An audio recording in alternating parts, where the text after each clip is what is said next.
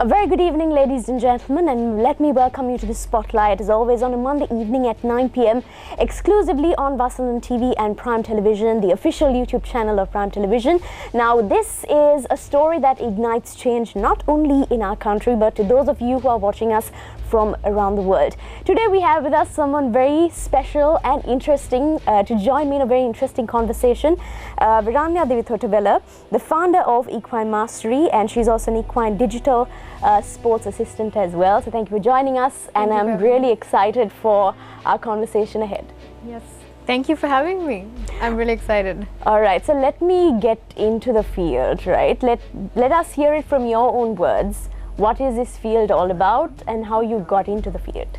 Okay, so basically right now I work as an equine digital assistant, and that is basically anything to do with sports and how you basically work in the equine industry. And I would say my current work is something which I have to discover every day, because it's a field which keeps changing. Okay. And I keep learning from lots of people, and I'm privileged enough to meet a lot of people in the industry as well. But how I would say the equestrian industry is something where in the beginning when anyone hears about it, they only think, okay, it's involved with horses and it's involved with riding. But actually the funniest thing is the equestrian industry is so broad, where you will meet people finding occupations in various fields. And this can be in the line of sport, or in the line of art forms such as like photography, videography, or even in news where they are basically competing in events. There are huge, enormous competitions revolving around the equestrian industry. So there are like multi-sectors. There are multiple sectors, and it's actually quite interesting, because even for me as a person, I never knew this sort of possibility was there. It was something I had to really find out and do a lot of research on my own to actually figure out. Because one thing is, when you come from a country like Sri Lanka, it's a very niche subject. Not a lot of people know. Yeah, exactly. Exactly, not a lot of people know about it. I personally am still actually learning about it every day as well. So I think it's, in my line of work, of course, I work very closely with horses, which I want to do.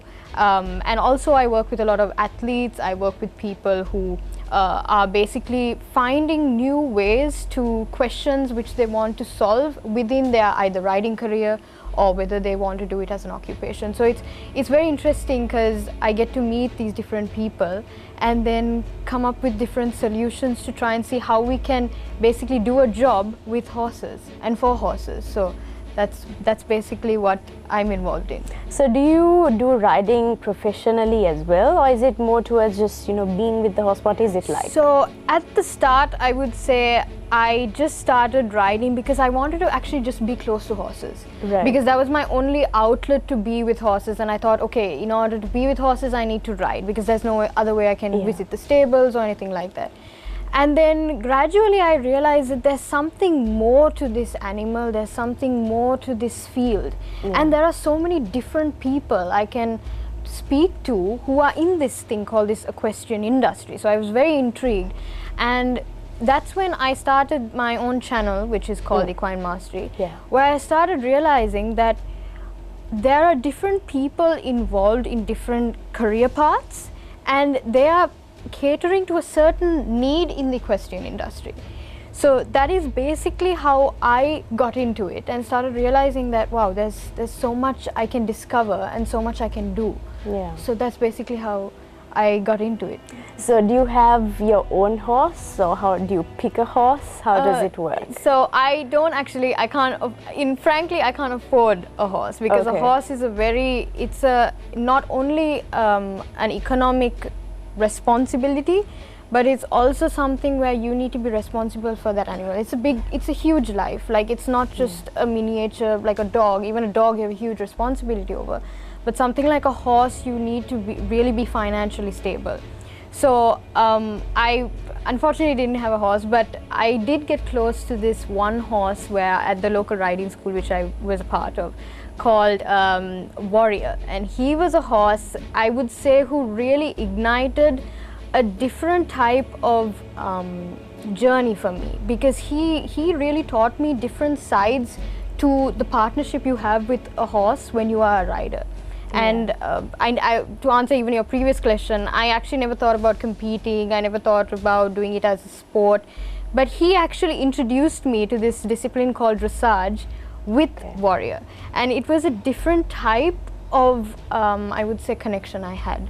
And like afterwards, I thought, okay, maybe I'm still not into the fact that I really want to compete, but I want to work for horses. I want to see whether I can reach a level where we can bring in welfare to the horse, because that is not something which a lot of people speak about. They sometimes forget that side of the animal, because ultimately we are dealing with animals, and it is our responsibility as riders to take care of them. So that's what I realized along my journey. Do you think you'll get into competing in the future? I would say that door is definitely not closed. It is something which I might consider. Okay. But what I think is always, if I do that, I want to make sure that because ultimately when we are competing, right, we are not just competing with a team of humans. It's a funny thing, but we are competing with an animal, and that's a responsibility. And if I know that one day I will be taking on a horse who will be on, I would hope, on par with my capabilities in order to compete, I want to make sure that I can also support his needs, and that he's happy to compete with me, because it is possible. Like lots of the times we think, okay, we are competing with an animal, what would he feel about the sport? But it's actually really interesting if you know that you can actually see whether the animal is also fun to compete with you. And so animals also have this feeling of wanting to compete and not compete. They enjoy it so much, because you see the scale you take them to, it's like they basically have their own travel arrangements. They have their own feeding routine. They have their training routine, their physiotherapy routine. They're basically like athletes, professional athletes. Even if I note some very famous equine athletes in the industry, I can name a few to you. And for me, they are personalities on their own right, and they have so much that they even contribute. They basically compete for their riders, and you can see that. So that's what I feel personally. If I can be able to look after my horse with the utmost care, that is when I will be ready to actually enter the arena. I wouldn't just go thinking only on my benefit, because that's important, because there is this unique partner with you who is going to be taking you to another level, I would say. So that's important. The community in Sri Lanka when it comes to the equine industry, is it large? Or is it still growing? I would say it's very budding. interesting. It's budding. Okay. It's very interesting because there are lots of young children now who've got interested, because I would say it actually started where you would be knowing, a lot of people would be knowing, there was someone called Matilda Carlson. Yes. She was the first show jumping equestrian from Sri Lanka who went to the Olympics.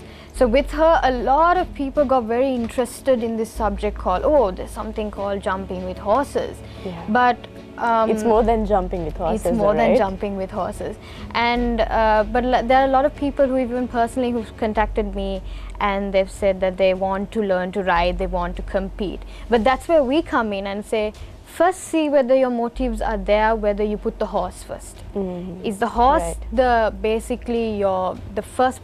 first animal you think about before you actually enter competition? Because riding is not just about riding. You need to learn about, it's like before you learn to drive a car, you need to know about the car.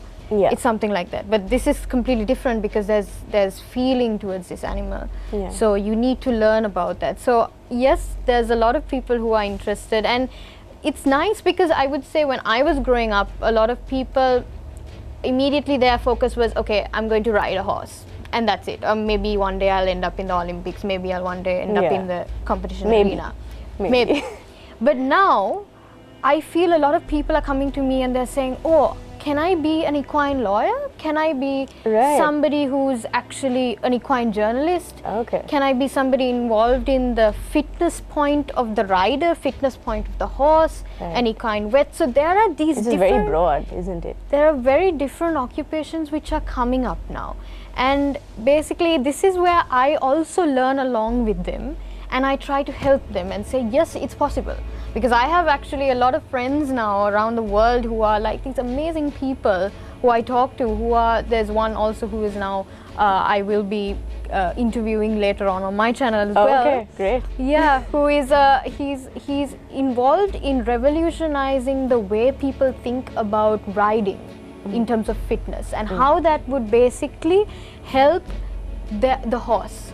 So it will basically, ultimately, everybody's goal is to make sure that the horse has the best result, because it's your responsibility. Yeah. So that's how I feel that now lots of people are coming up in the industry, and it's not only about riding anymore. Yeah. It's a whole lot more. So you were mentioning that a lot of people, they say they want to do it, but it never really continues thereafter. But in your case, you have really established yourself as a professional in the industry. What does it feel like to be one of the very few, who are, wholeheartedly into the industry? Honestly, I would say like every day I pinch myself when I wake up, because I can't believe that I'm actually horses are majority a part of my lifestyle now. Okay. And my work is involving them. So, and that is exactly what I wanted to do ever since I was small.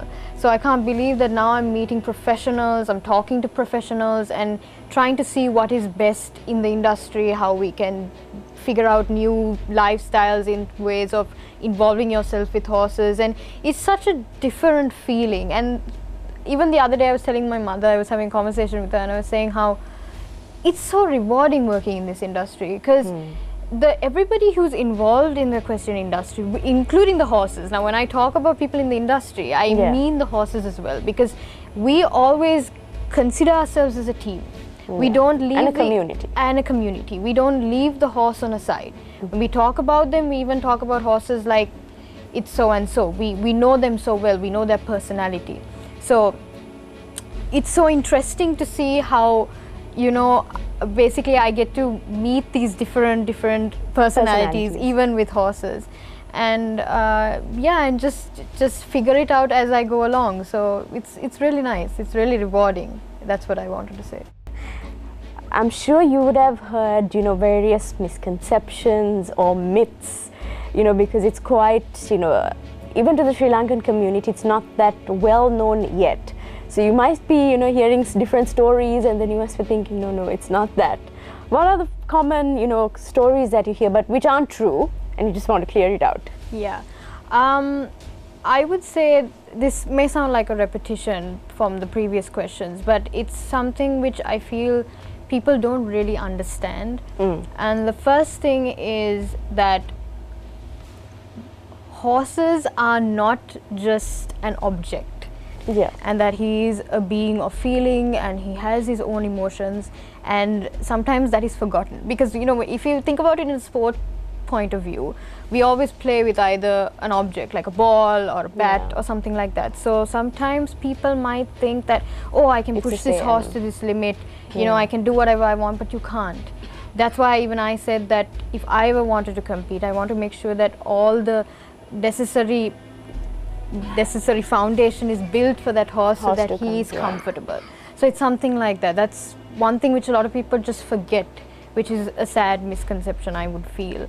And another thing is where that it's actually came from one day when I was helping one of my coaches to teach some students how to ride, and she was supervising me. I was still learning under her, and there was a person who came up to me and said, do you really think that that horses, they think, do they actually talk back to you? And that really made me think a lot, to think that how much that even though we tell people, they still think, which isn't wrong, because whenever people don't understand the truth, there is always doubt, and that's completely fine. But that's how much people don't realize that animals have feeling, and you can't just ignore that. You can't just put that in a box and wait. Like even to someone else the other day, I was telling, like, it's like you and I are having a conversation, and there might be a person speaking French at the table, and we've completely knocked out because we don't understand. Maybe the horse or these animals can't speak a linguistic language, but that doesn't mean you completely shut them out from the conversation.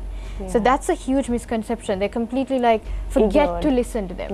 And maybe they don't speak English, they don't speak Sinhala, but they do have, this is where the topic of horse body language comes in, and which I love to read about, and I also try to teach that as well in my videos and things, is because it's so important to listen to animals. They may not speak, but they give a lot of different signals which we are ignoring.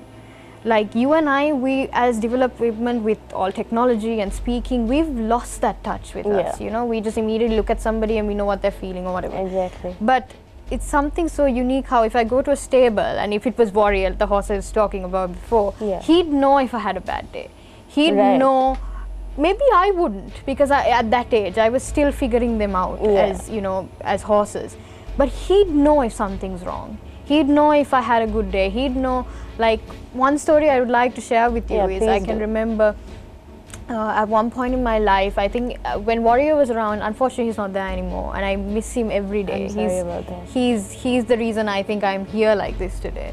But it was during the age of, I would say, when I was 17, 19, and there was a very crucial point in my life because I was taking a lot of, you know, leadership roles, different things in school, and I wasn't sure whether I was genuinely capable. I wasn't sure whether I could do it because I have never done anything like this in my life. And the funniest thing is, he's the reason I took that decision. He's the reason I said yes to that role, because he told me, I have watched you grow up from a little girl, and I know you've come to that particular level in your life where you are ready to take on that. I tell this story and people are like, what do you mean? How does a horse talk to you? But they do. They do. And that is a clear example of why people should not stop listening to animals. It's because we just completely ignore their point of view, which is wrong. So I would say those are the main two misconceptions in the equine industry, and which can easily tarnish your relationship with a horse if you don't pay attention to it. So that's two very important misconceptions. You also mentioned you're still in contact with Matilda. Yes. What is it like? The experience of, you know, knowing someone who has gone for the Olympics. I would say she's an amazing person. Like, she has this very radiant personality where, you know, even to talk to her is such a treat, personally for me. And I enjoy speaking to her because she also has such a beautiful bond with her horses. Especially, I feel everyone in Sri Lanka knows his name, Chopin VA, which is her beautiful black stallion. And you can see that he competes for her. He wants to do his best for her. And she currently also has a range of different horses who are coming up in her stables. And it's so beautiful because with each one, she has a different conversation with, because when we ride, we say that for that day we're having a conversation with our horse. It's a very unique sort of sport in that sense, because you go into that arena and whatever you do with your horse, you're having a conversation, you're like exchanging views. So when you see Matilda riding, you see that, and when she's jumping with her different horses, you see that. So she has, personally, when I met her, even I learned a lot from her. And I would say that she's somebody who a lot of people can learn from, because however she's a lady who, however much things come in her way, she knows how to overcome them, and it's amazing, like in her own pace. And that's something I feel personally even I can relate to, because another lesson which a horse can teach you, where you do everything at your own pace. Even if someone asks me for advice, I would say, do it at your own pace, because that is what a horse would do. He'd never overwork himself. He will do it at his own pace. So that is something even she, I feel, does, and it's so inspiring to watch. So yeah, she's a really amazing individual to know. What's your take on the global equine industry? Like, I'm sure you're connecting with people from around the world as well. Is it more developed? I'm sure it is. Definitely. But is it, you know, does Sri Lanka have a chance in getting there, or will it take time? So when you look at the equine industry from a world's perspective, right? Yes. So a lot of the things are handled by a body called the FEI. So the FEI is the basically the Equestrian Federation for all sports and everything to do with horse welfare in the world. So they are a very, very interesting body because they basically have a lookout on every country, and their workings with horses. Including Sri Lanka? Including Sri Lanka, because they have a connection with the SLEA, which is the Sri Lankan Equestrian Association in Sri Lanka. So they have a connection. So they have like that connections with people all over the world, and they try as much as possible to put the horses first all the time. Always, riders are second place. We have to always make sure that the horse is first. So it's actually even the current president, who's actually the president of the FEI, he basically brought that meaning, I would say, he made it very, very established, where you think of the horse first all the time. So it's really nice, and he's made this, it's like a platform where basically you can learn anything and everything to do with horses. So even the people I have met, everybody is involved with the FEI in some way. So I do a lot of courses online with the FEI, because they have a campus, an online campus, where they give a lot of course material on anything to do with the horse's anatomy or his health, or even for the rider, like everything. So it's available for anyone to do? It's available, it's free for everyone. Right. The information, that's what's nice about it. They give out the information free because they always know that the horse is their priority, and they want to make sure that people know about the animal. Because nothing should be taken as a monetary thing when you're looking after an animal. You just do it. It's your responsibility, and you are responsible to look after an animal. It's nothing to do with money. So it's really nice to see that. And I would say the equestrian community is very close. Even though we come from different parts of the world, I would say mainly you have a lot of connections with people in Europe and the western part of the world, but most of the time it's very famous in the European countries. They are very friendly and very open, and even when I've spoken to them, they want to know, oh my God, there's people in Sri Lanka who are interested. They want to know, and it's an amazing place to even build friendships with. So bringing Sri Lanka on the map. Well, hopefully, because I have spoken to a lot of people abroad, and they've taught me so much. I'm very, very grateful to them. And hopefully maybe I can even meet them one day, which I really hope to. I really hope to, because they are very, very interesting people. And see, the thing is, even though they work in the horse world, these people they can be either vets or lawyers or anything. They can be accountants, they can be fashion designers, anything. They have their own subject which they're qualified in, but because of the horse, they've paired it up with that. And then they become an equine photographer, an equine fashion designer, or anything. So it's very interesting to see these things happening, and sometimes you follow their journey along with them. So it's kind of interesting to have conversations with them. My next question for you, Wiranya, when it comes to training, I know it requires more physical and also mental, but is it more of a physical sport, or is it more of a mental sport, or is it a mix of both? I would say it's a mix of both.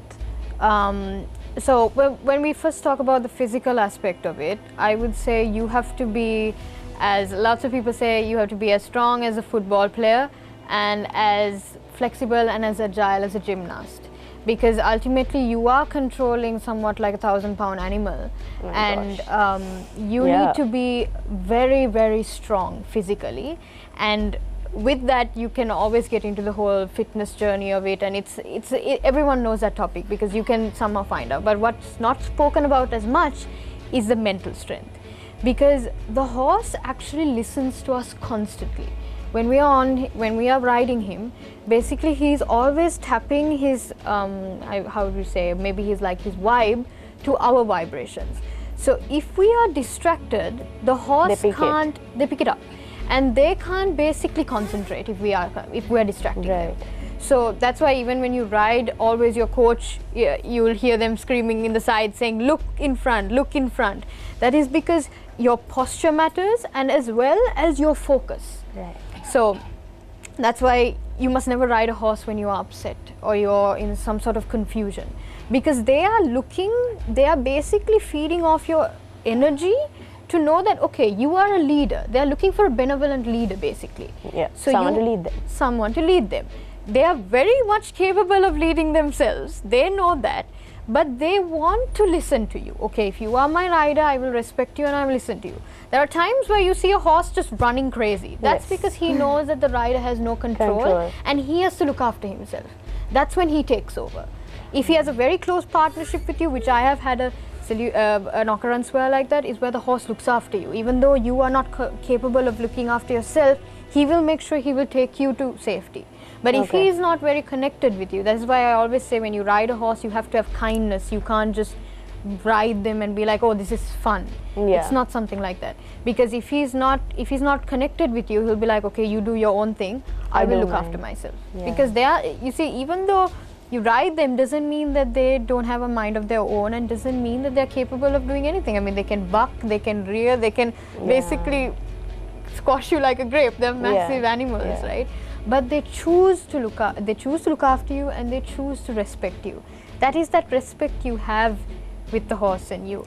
And you were just saying, you know, they can literally crush you, so they have the choice. They have the choice. So they're very intelligent animals to make that choice. Exactly. But they choose not to, because they, in all honesty, they're fond of you. If they do look after you, they're fond of you.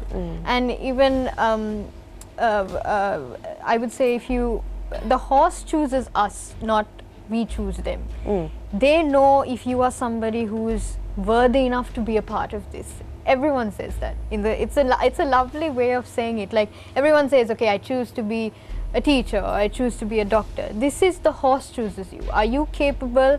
Are you somebody who can actually mentally be prepared for this sport, or be prepared to work with a horse? It's as simple as that. So like, even when we go back to the more mental side of things, even if you're not riding the horse, the way you carry yourself and the confidence matters.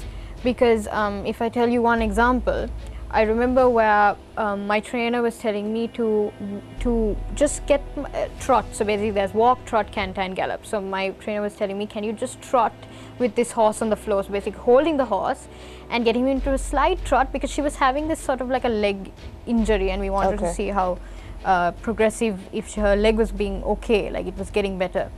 But she wasn't trotting, and I was wondering, what, this is crazy, because when I ride her, she trots. But why is it that I can't do it on the ground, basically?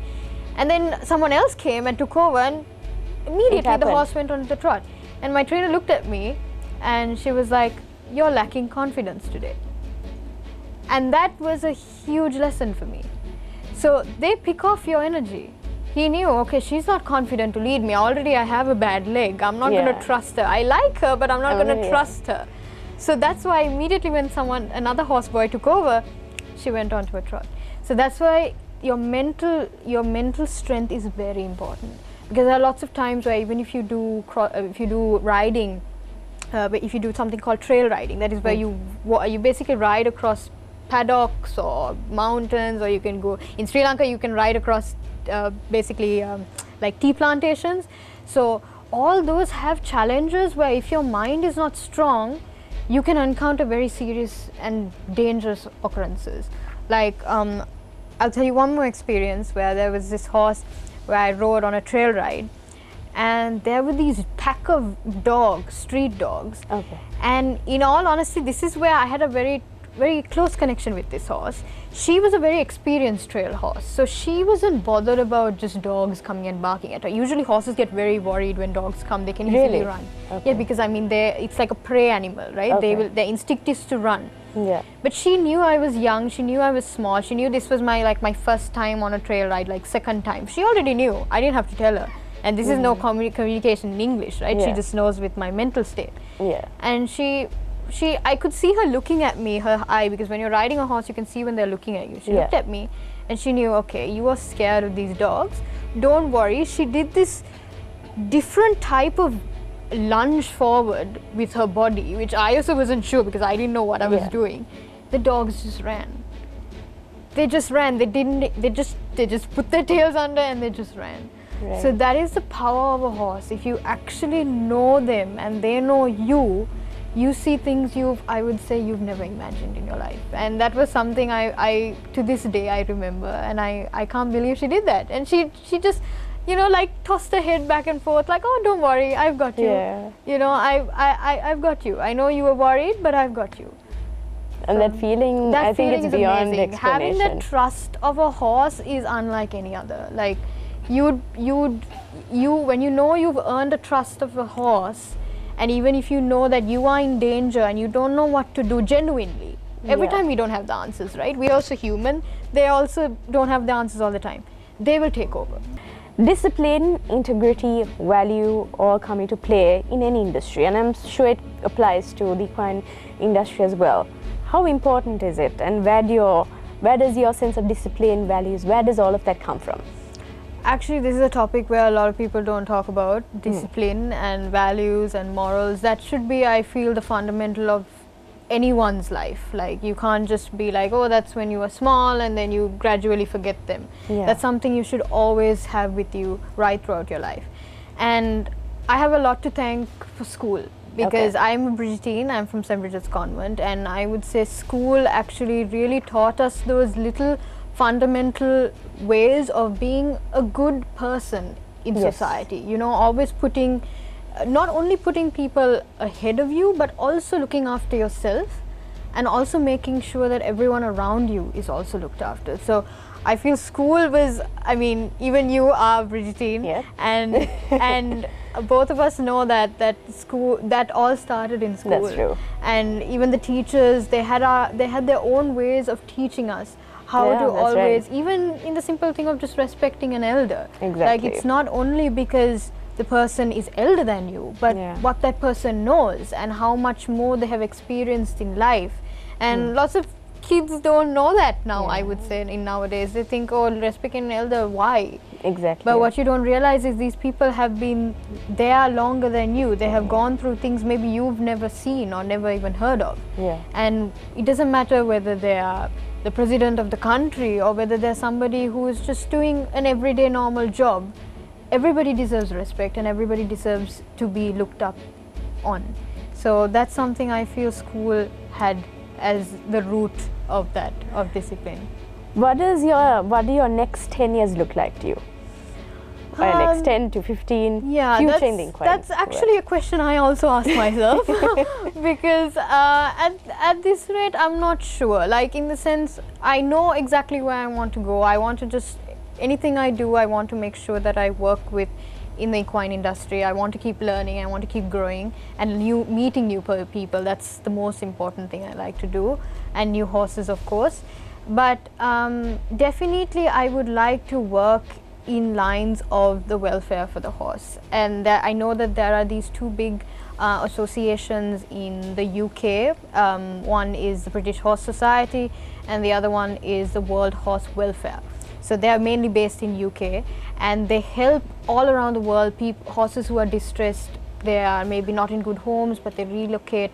And I really want to see myself working for a body like that, because I feel that I have something which I can maybe give to the organization. I feel that I will be able to work with people like that, because even for me, like, getting into this industry was not easy.